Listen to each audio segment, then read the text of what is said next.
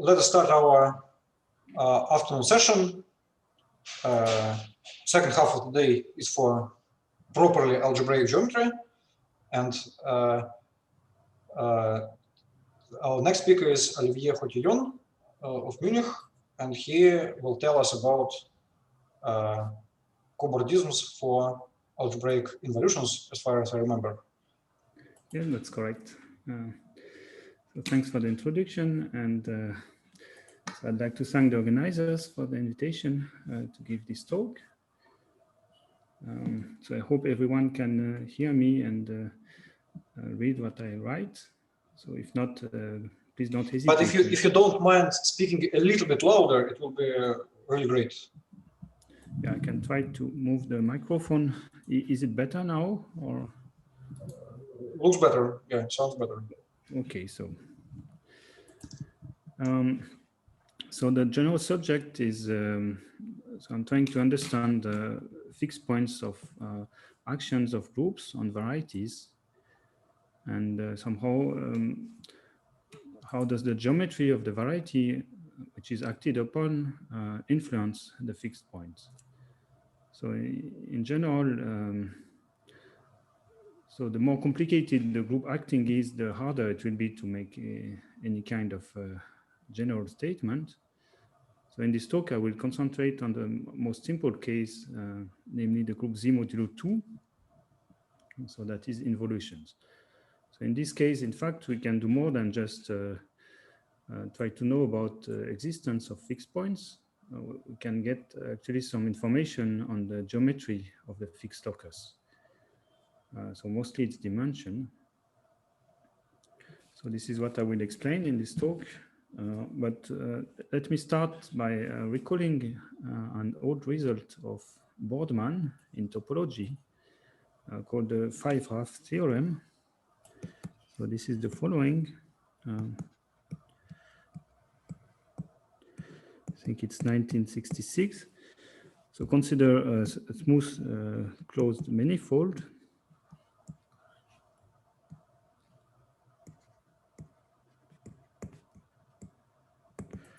Equipped with an involution, so a smooth involution.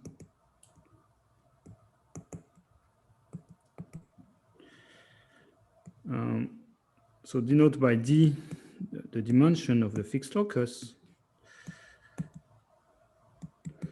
So the fixed locus is again a manifold, but it need not be connected. So there may be components of various dimensions. And so by D, I mean the maximal dimension.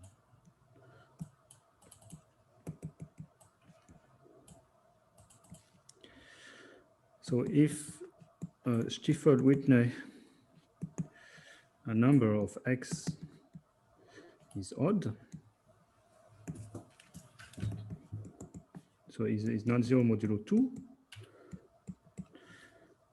then, so n was the dimension of x, so n is less than 5/2 of d. So this theorem says that as soon as the geometry of x is just a little bit complicated, then the dimension of the fixed locus cannot be too small.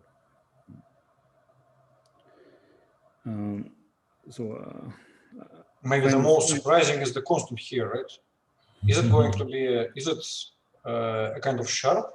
I mean, 502. Yes, yeah, sure, it is sharp. Yes, you can find, but of course here we just say about one Stiefel-Whitney number, but then if you say, if you know which number, then you can be more precise, right? But so there are examples showing that this is sharp, yes. And what's the, can you, so to say, give a typical example? So, I mean, a variety of, a manifold of relatively large dimension such that the bound is attained. So what's a kind of typical behavior here? So I think there is one of dimension 5 with a fixed locus of dimension 2, and that's certain minor hypersurface. So it's hypersurface in a product of two projective space given by the vanishing of O of 1 tensor O of 1. Mm-hmm. And I guess the involution is so it's induced by involution on the vector spaces for the projective space. So by linear involution. And then you can take product of this essentially to get things in higher dimension. Okay, but I guess we'll come back a bit to this later. So I wanted to say a quick word about the proof. So it's quite interesting because somehow Boardman's proof doesn't really provide a clear geometric explanation for this, but in fact it proceeds in a somewhat indirect way. So roughly speaking, this goes as follows. First of all, the assumption on the Stiefel-Whitney number means that the unoriented cobordism class of X is non-zero. So this is really a theorem about cobordism, so unoriented cobordism.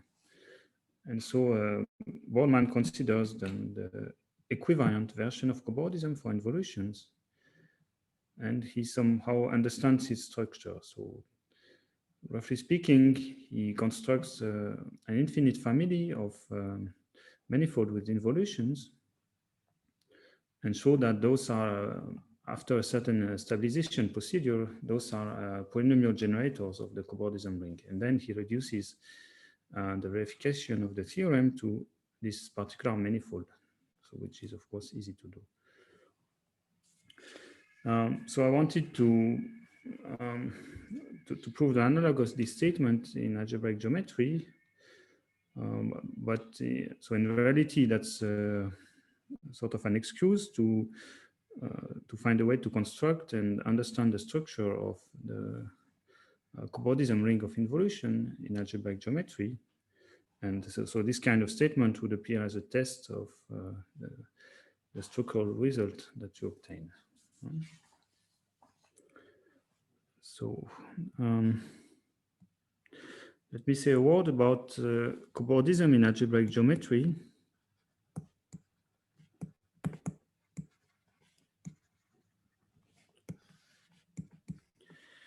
So there are several constructions, and I guess the first one was given by Voevodsky. So he constructed a spectrum MGL, which represents algebraic cobordism in the A1 homotopy category. And I guess it has the very good properties, but for such concrete application, it's not so clear how one can use this theory. So it's, from my point of view, it's not completely suitable. But there are other approaches like, so later Levin and Morel constructed a certain oriented homology theory, omega. And this one is very suitable to computations. But it also has some drawbacks, namely that when the proof of most important results in this theory is quite involved and usually relies on things like moving lemmas and resolution of singularities, weak factorization, and so on. So practically, this is limited to characteristic 0. So if we're interested in positive characteristic, we have to find some other approach. And so here I would be using a more elementary approach that I learned from a paper of Merkoyev. So I will explain this in detail now. So, but roughly speaking, the idea is to define the cobordism class of a variety just using Chern numbers and see what this gives. So let me be more precise. Let us fix a field K of characteristic not 2, since we will soon be speaking of involutions. So for me, a variety X. So in this talk, this will mean a smooth projective K scheme. To avoid repeating. So in this situation, we have the notion of a Chern number.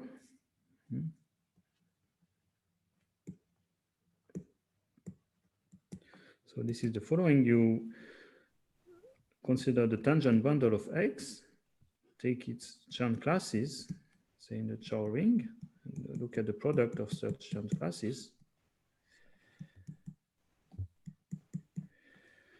And now if you arrange that the sum of these indices is equal to the dimension of X, say assume that X is equidimensional, then you get a zero cycle class and you can take the degree, right, to get an integer.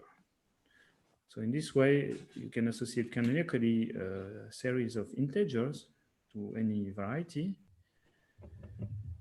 And as you see, those are indexed by partitions of the dimension of the variety.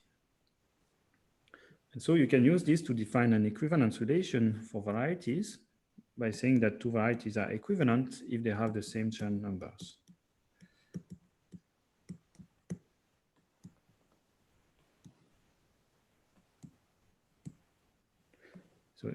So for each partition, you get the same integer for X and for Y. So if you look at isomorphism class of varieties modulo this equivalence relation, so this is actually a monoid for the disjoint union. And so you can consider the associated group denoted by L, okay, associated, so it's an abelian group.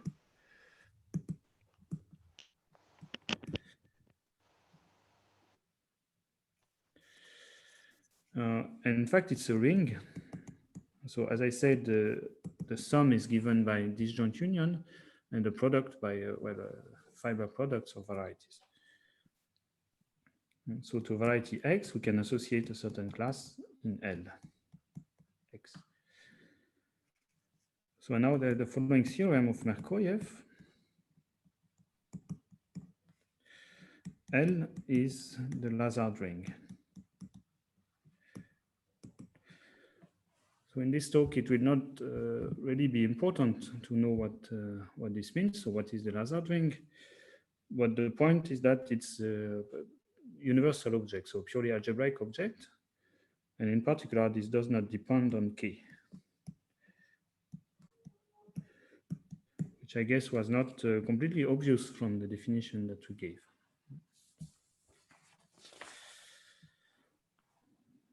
Okay. So what we did for varieties, we can actually do for vector bundles. So we had the variety X. So if instead we consider a vector bundle E over X, so again, X is still smooth projective, and let us fix the rank of the vector bundle of rank R.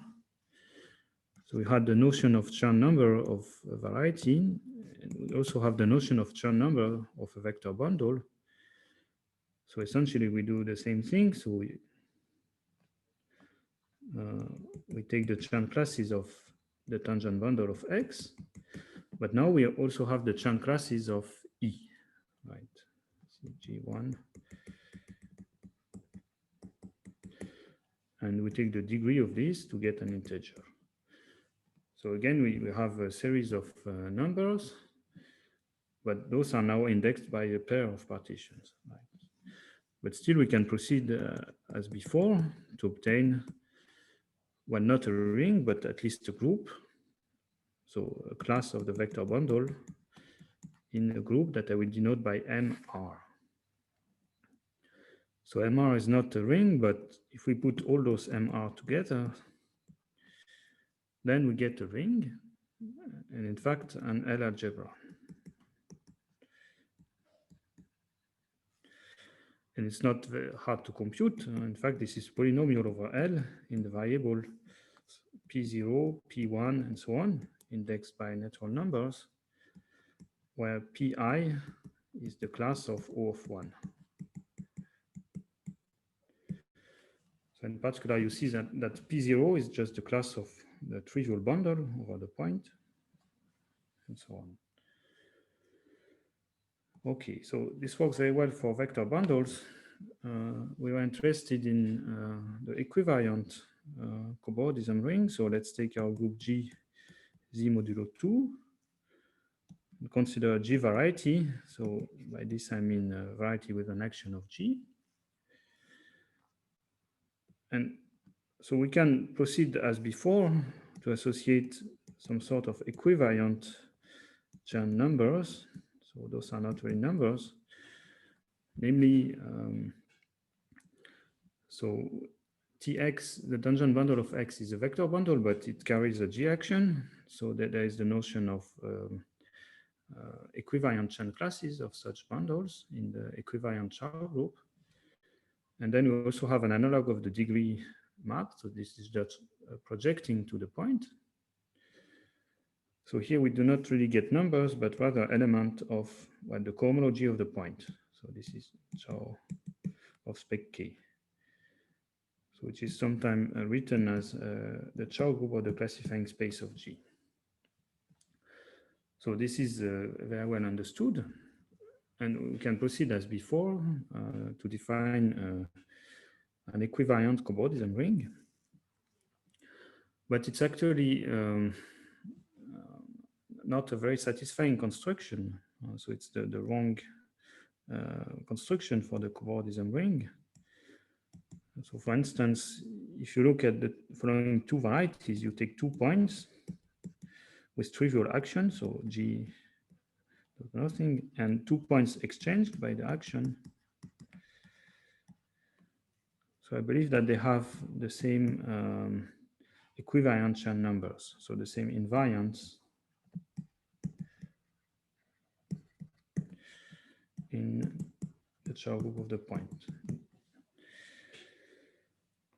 So I guess that's quite problematic. For instance, this means that the Burnside ring will not be contained in the equivalent cobordism ring. But there is an easy solution for this problem, and namely, this is to use K-theory instead of the Char group. And well, K-theory has a formal property quite similar to the Char group, so it's an equivalent, an oriented cohomology theory. So there are notion of Chern classes, push forwards, and also equivalent version of those. So we can proceed as above, and if we do this, then we get a very suitable notion of cobordism ring. So I will reformulate this slightly differently, because in K-theory, it's more traditional to use, say, lambda operations or exterior powers instead of Chern classes, but this is essentially equivalent. So concretely, this means the following: you take G variety X and a partition alpha. This is alpha 1, alpha n. So to this, you can associate an invariant, say, S alpha. You do the following: you look at well, a tangent bundle again, and you take exterior powers, the tensor product of those. So this is well, a vector bundle over X with a G action, and you can take the Euler characteristic. So you can think of this as a coherent module and take the Euler characteristic. Well, in principle, the Euler characteristic is an integer, but if you recall that you had an action of G, what you get is really representation. And in fact, actually a virtual representation, right? So you have invariant in the representation ring, and you can use this to define an equivalence relation. So two varieties are equivalent if they have the same S alphas. And as before, you define, you look at the quotient. So this is a monoid. And I will denote by O of G, the associated group.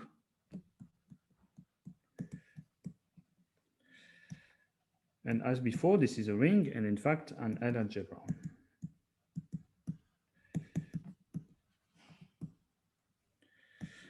And my notation will be the following. So to X, you associate a class X, G in O of G. Okay, so the rest of the talk will mostly consist in describing the structure of this algebra and then giving some sample applications. But before I do this, I'd like to come back to the problem that appeared here. So I just gave an example suggesting that this is quite wrong, but maybe now I could try to give a higher level explanation of what happens here. So that's just a remark. And I guess it will mostly make sense if you know something about oriented cohomology theories.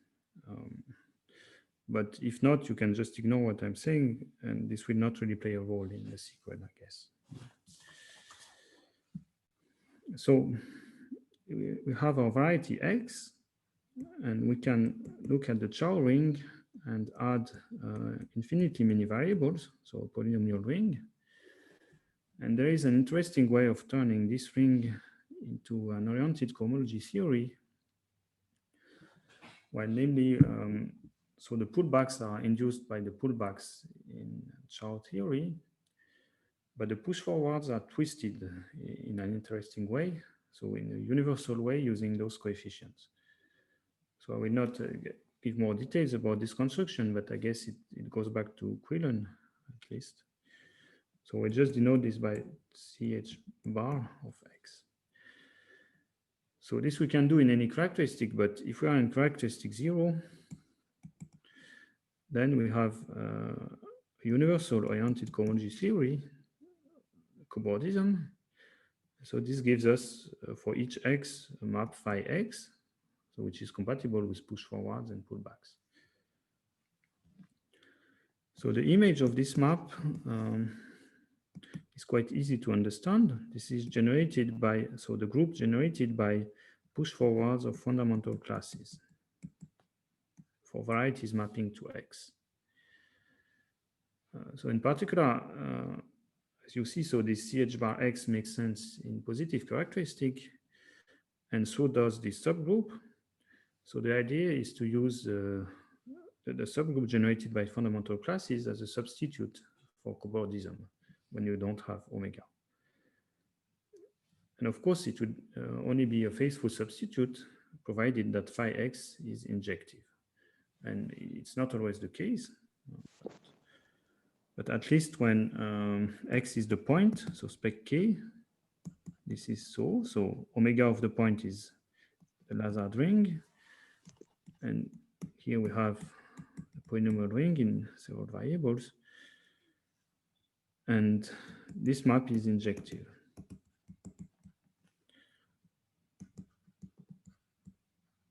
So this is another way of reformulating the Merkoviev theorem, in fact. And we can completely describe this map. So this sends the class of a variety X essentially to its collection of Chern numbers. So sum over partitions of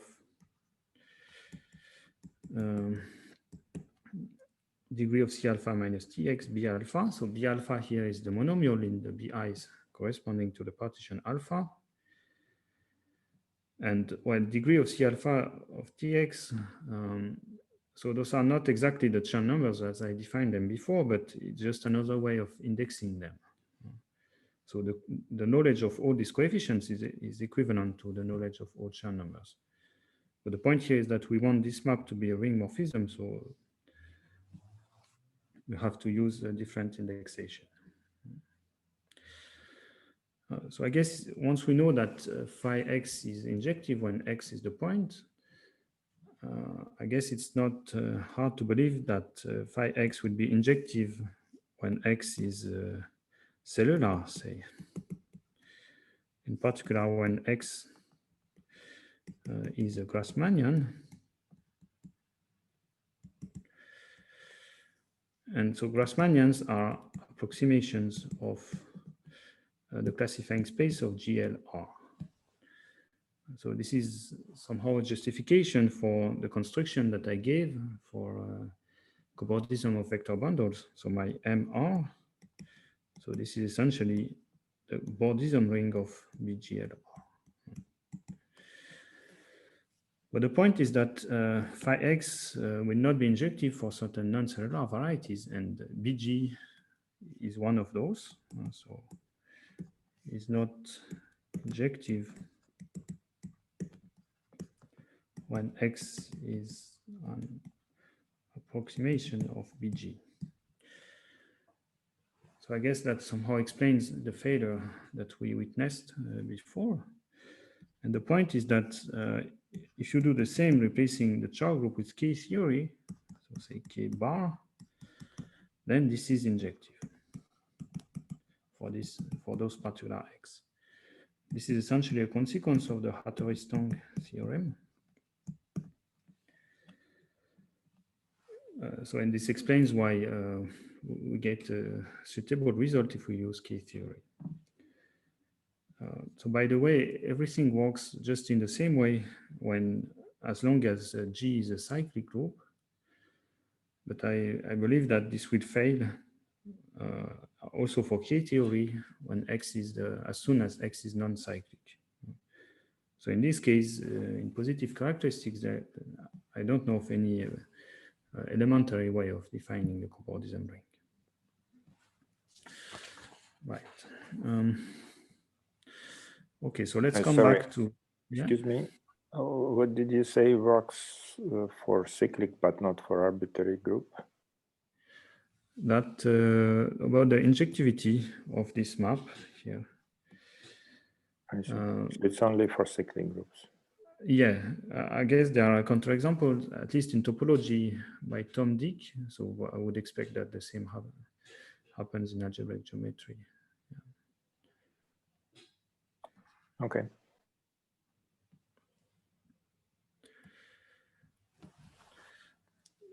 Okay, so now I'd like to describe the structure of our equivariant cobordism ring. And I guess the main tool is a certain morphism, which I call nu, which goes from O of G to M. So recall that M is the cobordism of vector bundles. And this sends the class of a G variety X to the class of the normal bundle to the fixed locus.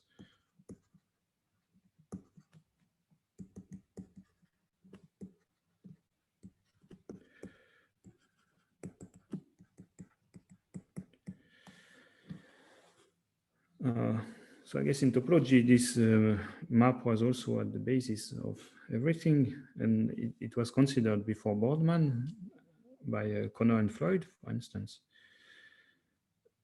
And well, in topology, it's not very hard to define this map. I mean, to show that this is well defined. But here in algebraic geometry, this actually was a quite serious problem for me to show that this map is well defined.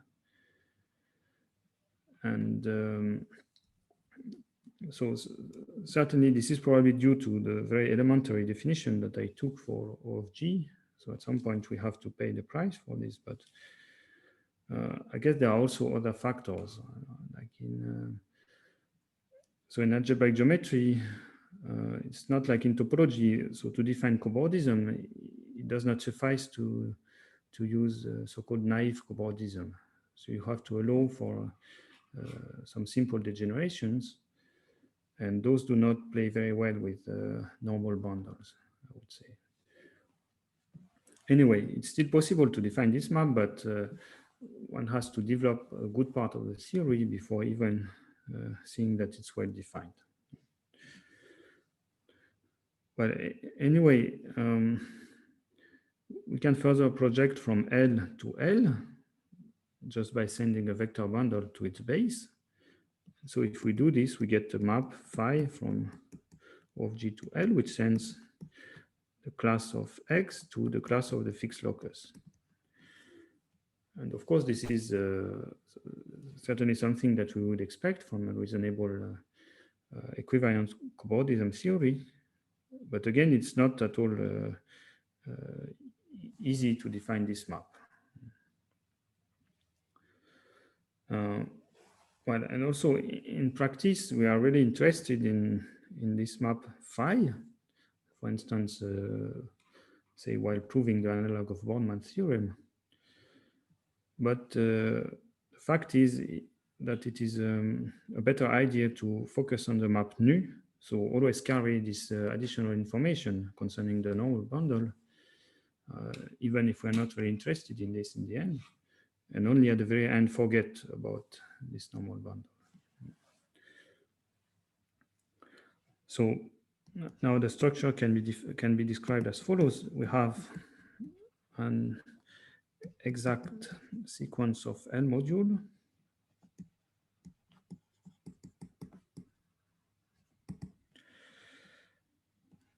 So 0 L O of G M. So this is our map nu.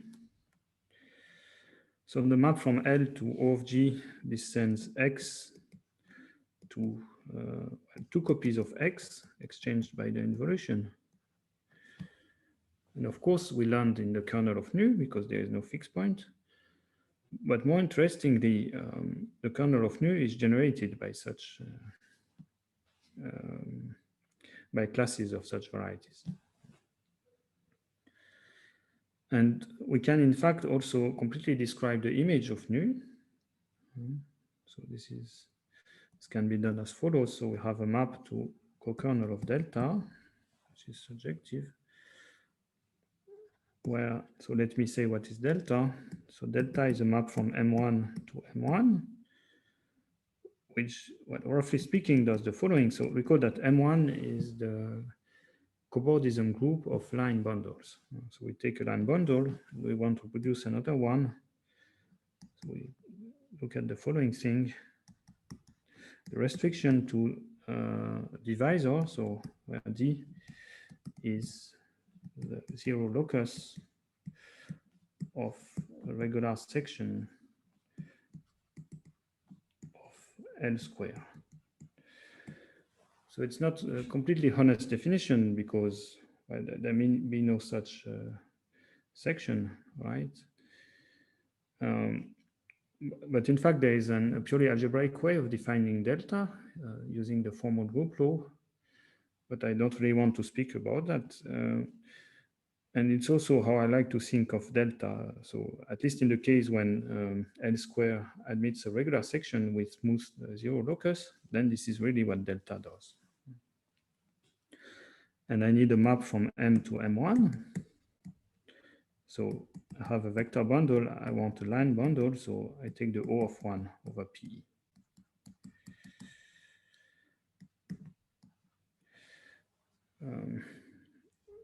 Okay, so I guess this looks a bit complicated, but probably we shouldn't expect any too simple answer somehow. And at least in principle, this gives a recipe that allows to determine whether a given vector bundle, well, from the point of view of cobordism, is the normal bundle of some fixed locus of some involution. So you have your bundle E over X, you look at O of 1 over PE, and then you determine whether this is the restriction of a line bundle to such divisor. There is also another way of describing this co-kernel. So this can be thought of as a certain cobordism ring of PG.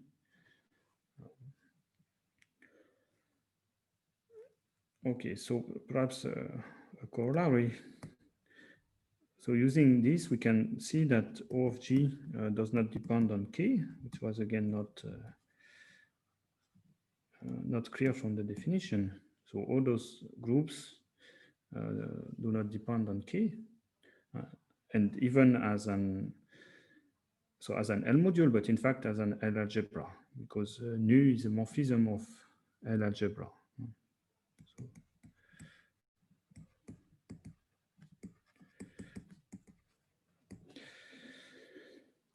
well, final point is that in fact this map splits. So that there is a splitting which admits a quite geometrical description. So we can think of O of G as, say, O tilde of G. So this is the image of nu plus LH. So where H is just those 2 points exchanged by the involution. And so LH is the image of this map. So this is a decomposition as L module and not as L algebra, but still it's easy to understand how the multiplication behaves with respect to this decomposition. So in the end, to understand the L algebra O of G, it is in fact sufficient to understand O tilde of G. So this is what I will do in the sequel.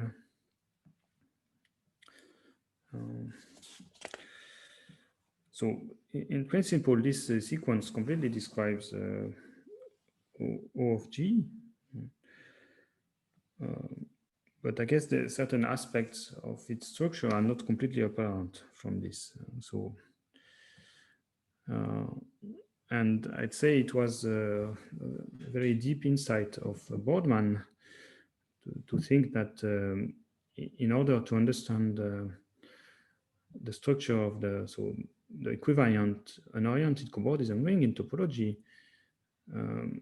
it is interesting to forget its structure as an algebra over the Lazard ring. So just think of it as so in his case this was an algebra over F2. So here this is just a ring, so an algebra over Z. So it really makes sense to forget about the structure as L algebra. So I will give some sorts of stable generators. So we have the following theorem. There are G varieties, Xn, indexed by integers, probably non-zero, such that, first of all, so the dimension of Xn is n.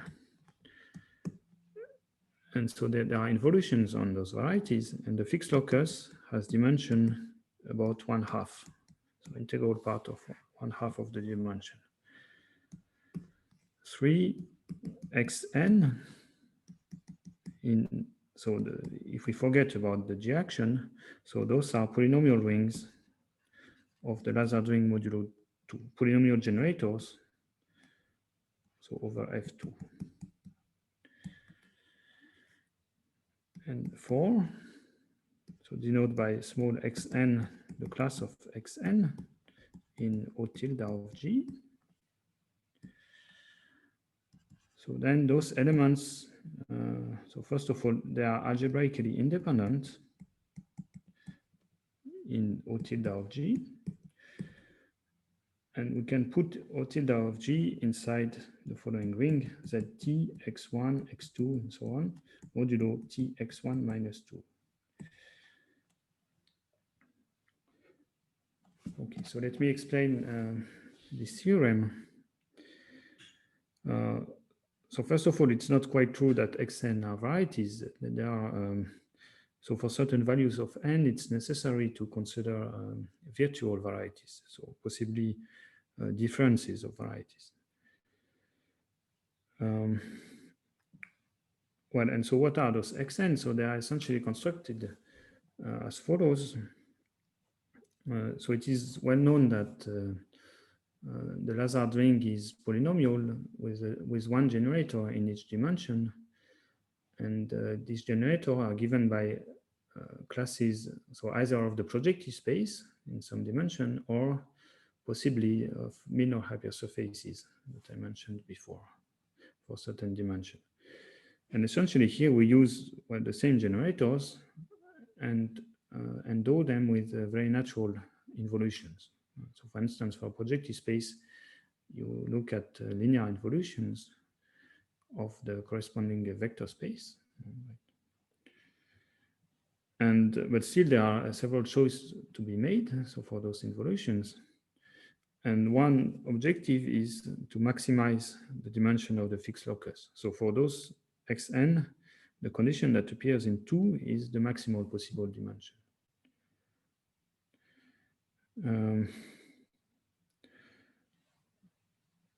Well, finally, so for number 4, so we managed to put our ring between two easy to describe rings. But of course, this is not, this does not bond very tightly, this ring. But this has two advantages. So first, this allows to work really with O tilde of G because we have put it inside the reasonable ring. And second, this provides a stable description. So I like to think of this as a stable theorem in the sense that if you invert T, then O tilde of G becomes a polynomial algebra over Z T T minus 1 in the variables x2, x3, and so on. So as usual, stable results are probably not so useful for concretely, right? But fortunately, there is an unstable complement to this theorem.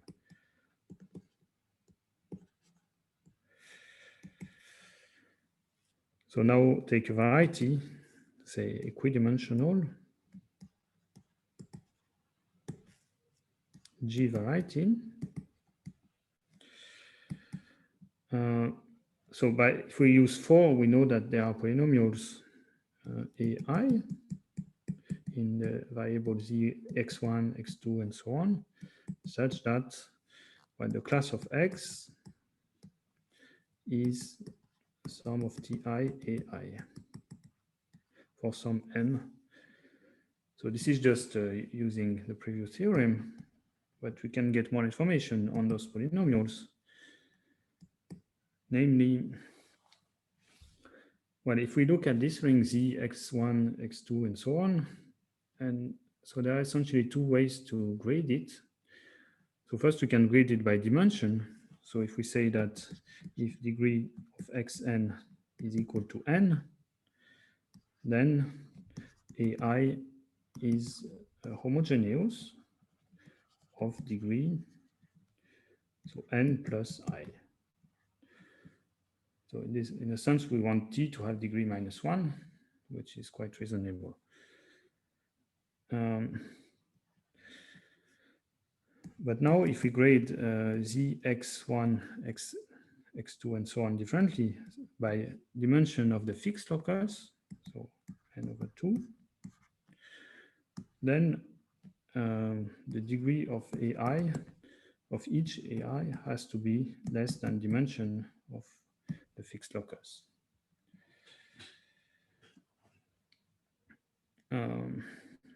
So I say that this is an unstable result in the sense that so we had this expression as a sum of Ti AI, but this theorem says that we can control the value of M, for instance, in terms of dimension of X and dimension of the fixed locus.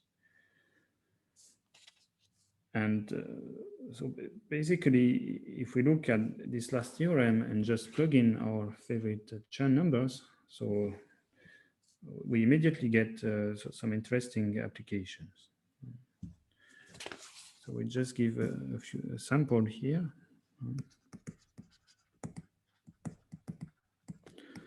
So in the following situation, we take a G variety X, say of pure dimension n, and we let D be the dimension of the fixed locus.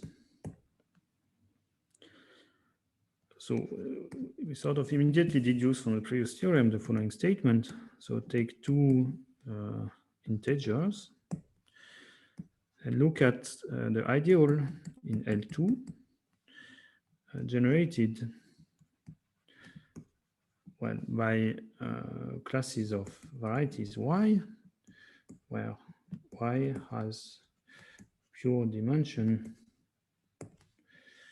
2i plus 1, so pure odd dimension for certain values of I, 0 until, so for small values. So we look at the ideal of L2 generated by classes of variety having odd and small dimension.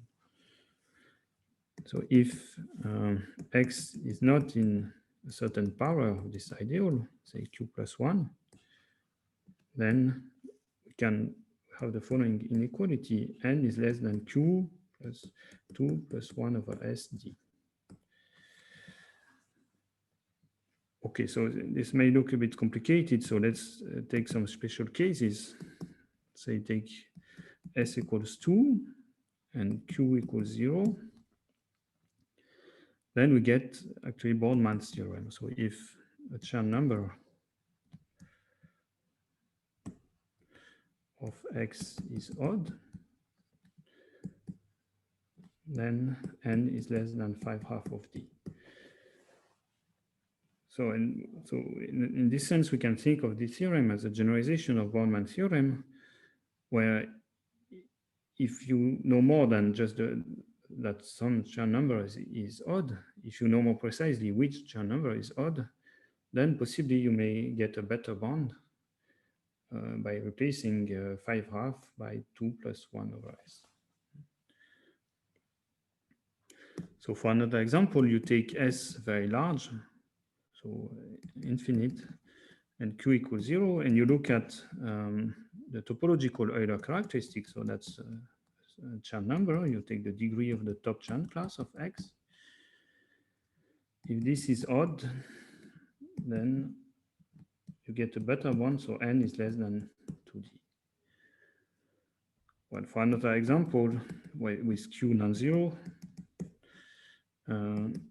if the class of X in L2 is indecomposable, so in any graded ring, you have the notion of decomposable elements. So you look at the ideal generated by homogeneous elements of non-zero degrees. And so the square of this ideal is the set of decomposable elements. And when in cobordism, the indecomposability may be tested by looking at a specific Chern number. So in this case, you get N less than 2D plus 1, and so on.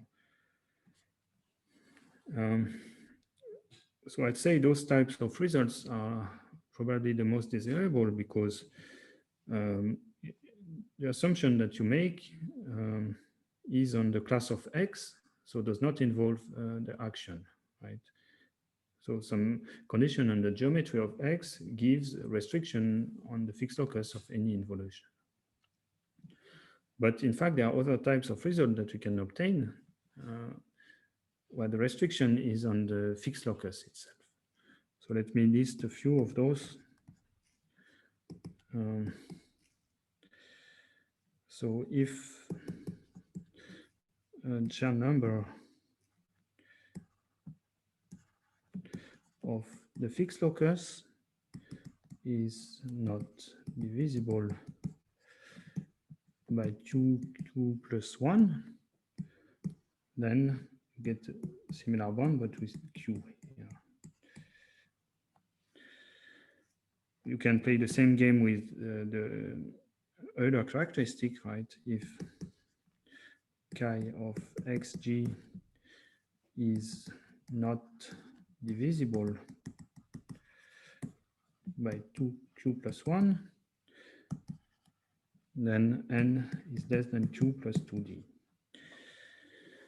So those look quite similar to the 1 and 2 before, but an important difference is that, so in a sense, it's much more precise because this is an integral statement. So before this was only about the parity, and now we have something about the d-adic valuation. And there is sort of an easy explanation for why we get such more precise results. So let me just draw a diagram.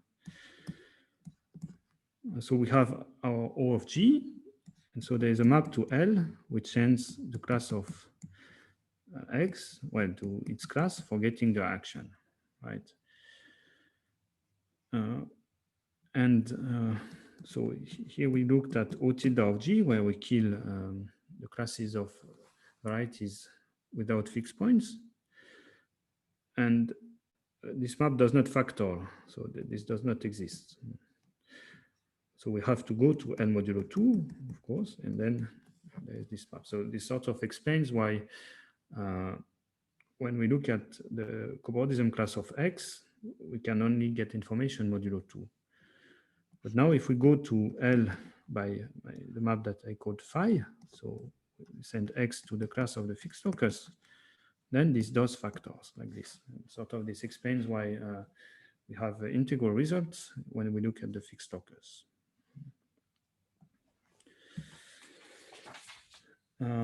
Okay, so let me list one more type of result. If D equals 0, so this means that X has only isolated fixed points. So D equals 0. Then, well, the number of fixed points is divisible by 2 to the n.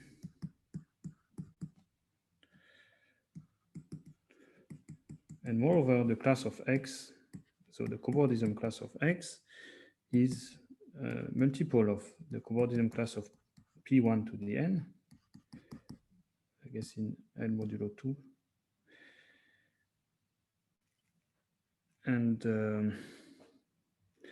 And so this is the same lambda, right? So, and in fact, what we get is that this is true equivalently. So this is X is a multiple of X1 to the n. And so X1 was a certain P1 with an involution having 2 fixed points.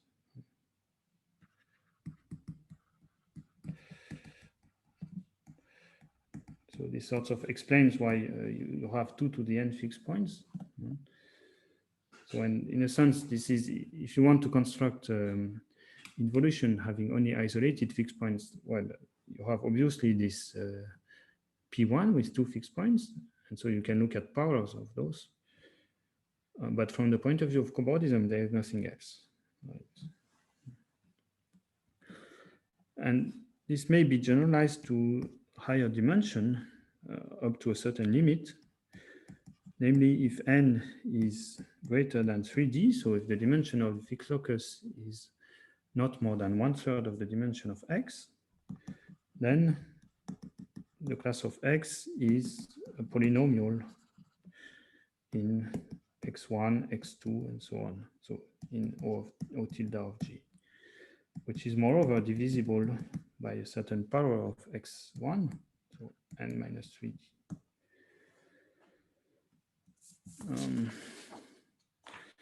So in a sense, we get a very nice understanding of involutions in a certain range of dimension of the fixed locus. So if the dimension of the fixed locus is less than 1/3 of the dimension of X, then we just have those X1, X2, and so on. But starting from 1/3, we have more mysterious involutions. So to conclude, let me make just 2 short remarks. First of all, a consequence of the last statement that I gave is that when n is greater than 3D, then the class of the fixed locus in L modulo 2 is determined by the class of X in L modulo 2. So I guess this is perhaps a bit surprising, and certainly you can't expect this in higher dimensions of the fixed locus. And second, so this was about the case when n is greater than 3D, but when n is less than 3D, well, what you can do is you can always multiply by an appropriate power of X1, so X1 3D minus n,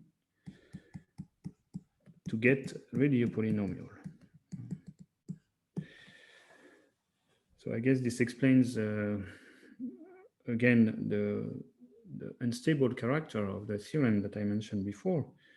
So we know that after multiplying by a certain power of X1, we always obtain a polynomial in X1, X2, and so on. But in fact, we can control quite tightly the value of these powers in terms of dimension of the fixed locus and dimension of the variety. Right. So I guess I will stop here. Thank you. Thank you. Thank you, Ilya. Any questions? So maybe let me ask a question. So you did I get it right that just everywhere in the talk the group was consisted of 2 elements, right?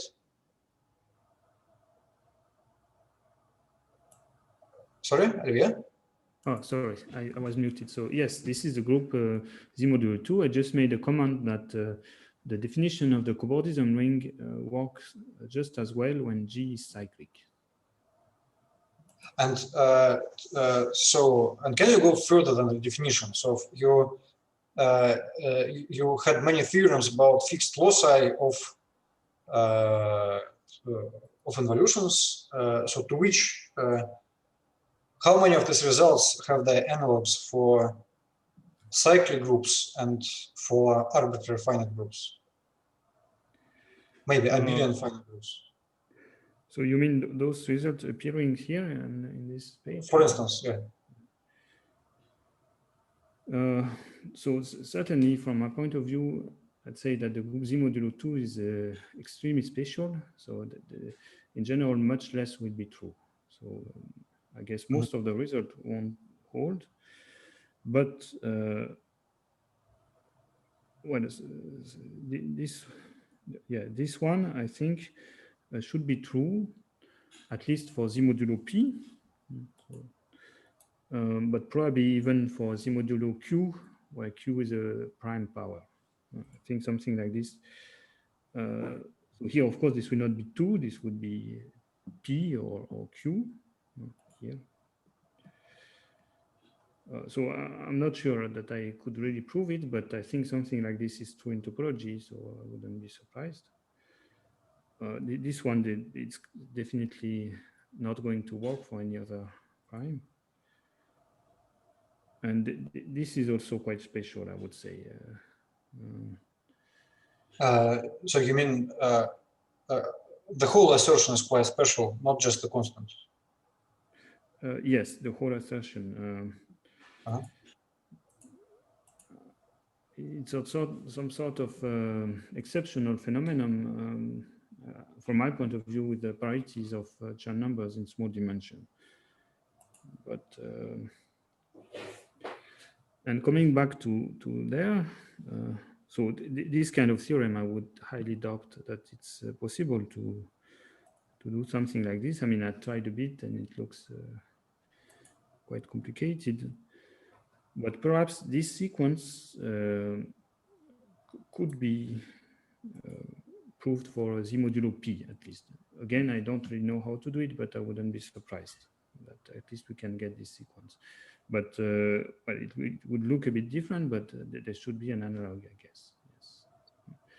And beyond the cyclic groups,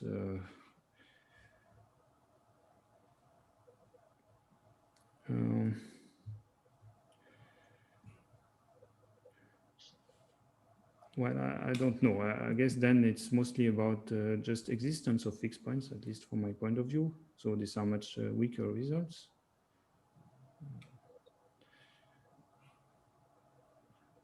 And then outside of P groups, I think it's hard to say anything at all, I would say.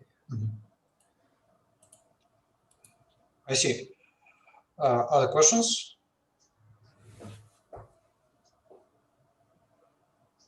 If no, let's thank Olivier again.